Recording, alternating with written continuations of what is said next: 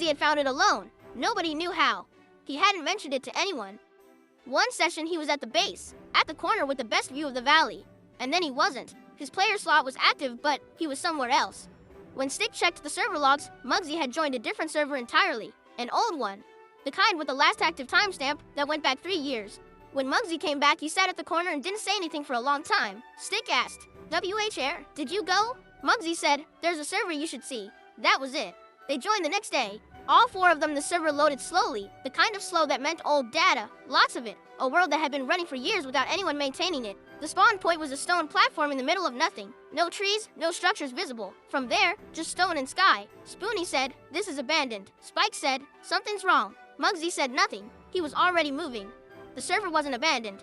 Not exactly. Someone had built here a lot, over a long time. The structures were everywhere once they moved away from spawn. Roads connecting nothing to nothing, building S with interiors that had been furnished and then emptied, farms that had been harvested and never replanted.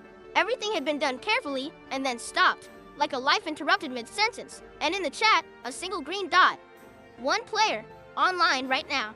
Spoony opened the chat immediately. "Hello," no response. Spike said, "Don't do that," Spoony said. "What? It's just a player," Spike said. "A player who hasn't said anything."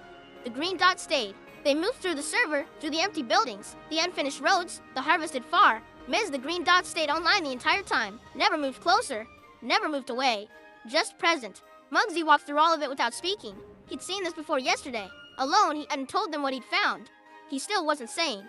Stick asked, "What did you see yesterday?" Mugsy said, "The same thing you're seeing." Stick said, and Mugsy said, "I don't know," which was for Mugsy the most honest and most unsettling thing he'd ever said. Mugsy always knew. Mugsy had the answer before anyone asked the question. Mugsy saying "I don't know" meant the situation was genuinely outside the categories he used to understand things. They stayed for 2 hours. The green dot stayed online for all of it. At one point, Spoony sent another message, "Hello, still there?" And the dot moved. Just slightly. A position shift, like someone adjusting. Then stillness again. Spike logged off first. Not scared exactly, just done. He'd been the one to say something was wrong at the start, and he'd been right, and was nothing useful to do with being right. Mugsy logged off second. No explanation. Spoony stayed another 20 minutes, sending occasional messages into the empty chat, getting nothing back. Then he logged off too, clipboard underarm, grin adjusted. Stick was the last one. He sat at the spawn platform and looked at the green dot and thought about someone who had built all of this. The roads, the buildings, the farms, and then stopped. Who was still here? Apparently, or something was. The dot had moved. Something had moved it. He sent one message. "I found your chest." The dot moved again, a longer shift this time, then it went still. No response. But the shift had been different, longer, more deliberate. Like reading something. Stick logged off. Lumi was waiting at the base when he got back. She was at the edge, glow steady, the way she always was when something had happened that needed naming. She sat beside him on the hill. A server, Stick said. Old.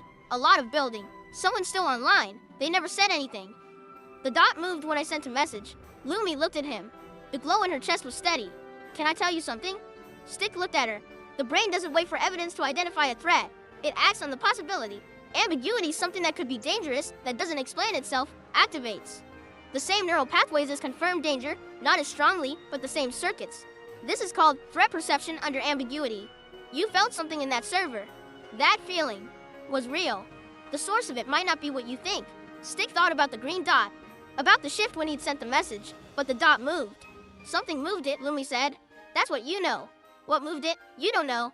The brain filled the gap. It always does. It built a story around the movement to make the ambiguity feel resolved, but the ambiguity is still there. Stick thought about Mugsy, about, I don't know, about what it meant for Mugsy to say that. Mugsy didn't know either. "No," Lumi said. Her glow pulsed once, warm, careful, and Mugsy always knows. That's what made it different. Stick looked at the base. At the chests labeled in Spoony's handwriting. At the reinforced entrance. At the corner where Mugsy usually stood empty right now, Mugsy having logged off without coming back to the base. "Should we go back?" Lumi was quiet for a moment. "That's not a question I can answer," she'd said. "But I can tell you this, the not knowing is going to be there whether you go back or not." The dot moved. Something is in that server. You're going to think about it either way. Stick thought about the message he'd sent. "I found your chest." The shift that had been different. What if they write back, he said. Lumi almost smiled. "Then you'll know something new," she said. "And you'll have a different question." That night, after Stick had logged off, after the others were gone, the chat in the abandoned say, Darver showed one new message from the username that had been online the whole time. It said, I know. What did it mean?